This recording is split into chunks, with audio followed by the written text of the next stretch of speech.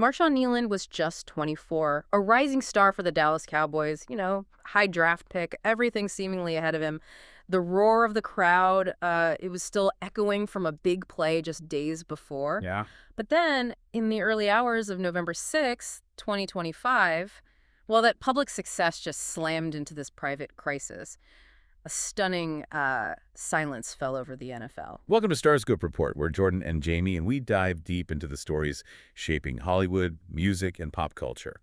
The drama, the shakeups, the controversies behind the fame. And today we're diving into the truly tragic story of what happened to Marshawn Kneeland. Our mission here is to meticulously piece together the facts from that night in Frisco, Texas. We're using the official timelines from law enforcement. Yeah, we're looking at this incredibly complex 3-hour window, a police pursuit on one hand, and, well, a desperate mental health intervention trying to happen on the other. It's about understanding the timeline, the facts, but also asking where things might have gone differently, where the wires just didn't connect in time. It's a heavy one. It really highlights the kind of immense pressure that can hide just beneath the surface, even with huge success. Absolutely. So let's break it down. Okay, so the timeline kicks off late Wednesday night, November 5th. It's 10:33 p.m.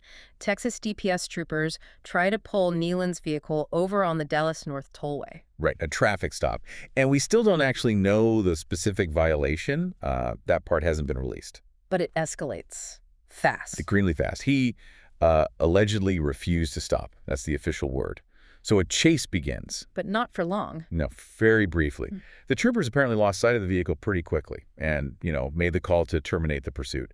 Standard procedure when it gets too risky for the public. Okay, so chase over. But then what? Well, minutes later, maybe 10 miles north in Frisco, the vehicle was found, crashed, abandoned near Dallas Parkway and Warren Parkway. Ah, okay, so he wasn't in it. No. And this is where the narrative initially forms. High-speed evasion, crash, driver flees on foot. The system immediately thinks fugitive. Right, and the response matches that assumption. Totally. Frisco PD gets involved. They set up a perimeter. K-9 units are called in, even drones. It's a full-scale search operation. Looking for someone who ran from the police. Exactly. Looking for a suspect. And that initial framing, that's crucial. Because while all this is happening on the ground, there's something else going on, something critical. Yeah, the communication lines are lighting up with information that completely changes the picture. Yeah. But there's a lag getting it to the officers in the field. What was that information, the pivot point? So dispatch eventually relays it. During the search, they learned Kneeland had expressed suicidal ideations. Oh, wow. And that flips the script instantly. The mission shifts like 180 degrees. It's not about apprehension anymore. It's about rescue. So the dogs, the drones, they're now looking for someone in crisis, a vulnerable person. Precisely. But even with this massive mobilization, the search continues for hours. How long did it take? It was about 3 hours from that initial traffic stop attempt. At 1:31 a.m., Thursday morning, November 6th, they found him. She was found deceased. The official statement described it as an apparent self-inflicted gunshot wound. Apparent. Yeah. So pending the medical examiner's final report, but corroborated by multiple agencies. Correct. Frisco PD, Texas DPS. That was the finding on the scene. Okay, hold on, because that ground search, that's just one part of this. You mentioned the calls coming in. That parallel crisis unfolding on the 911 lines. Yeah, and that part is just heartbreaking. Because while the police are in capture mode, his support network is desperately trying to sound the alarm. They're doing everything they possibly can. Who was calling? What were they saying? We know from dispatch audio logs, his girlfriend, Catalina, she called. She was obviously incredibly worried. Right. And she gave them critical, actionable intelligence, like textbook crisis information. What kind of info? 3 key things. 1, he was armed. 2, he had a known history of mental illness. And 3, this is terrifying, she told them, quote, he will end it all. Oh my God. Armed, history of mental illness, direct statement of intent. Exactly. That context should have immediately shifted the entire approach, right? This isn't just a guy running from a ticket. This is someone in deep, immediate crisis. And she wasn't the only one trying to get help. No. It gets even more desperate. His family. They received a group text message from him, basically saying goodbye. A goodbye text. Yeah. And that triggered a whole separate police response over in Plano, where he lived. Plano PD actually went to his residence twice that night for welfare checks, based on the family's concerns from that text. Did they find him? No, they couldn't make contact either time. Around 11 p.m. and then again shortly before midnight. So you've got his girlfriend calling Frisco dispatch with the critical mental health context. You've got his family calling Plano PD because of the text. It's frantic. Completely. And the dispatchers are juggling all of it. Yeah. The ground search coordination, calls from Catalina, his family, even his agent called in. The audio logs even show a Plano PD lieutenant telling dispatch, advising that the NFL is calling. The NFL itself is calling. Yeah. His entire support system, personal, professional, everyone is mobilized and trying to intervene. But the information, it seems like it just couldn't bridge the gap to the officers on the ground fast enough to change the initial fugitive mindset.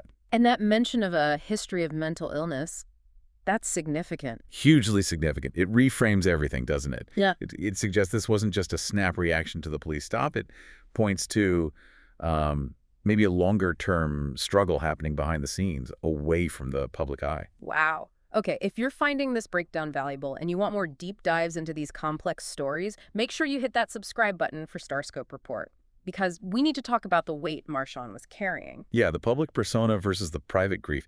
It's stark. It really is. I mean, think about it. He's 24, second season, rising defensive end. Just days before this tragedy, he scores a touchdown in the Cowboys game, a career highlight. Right.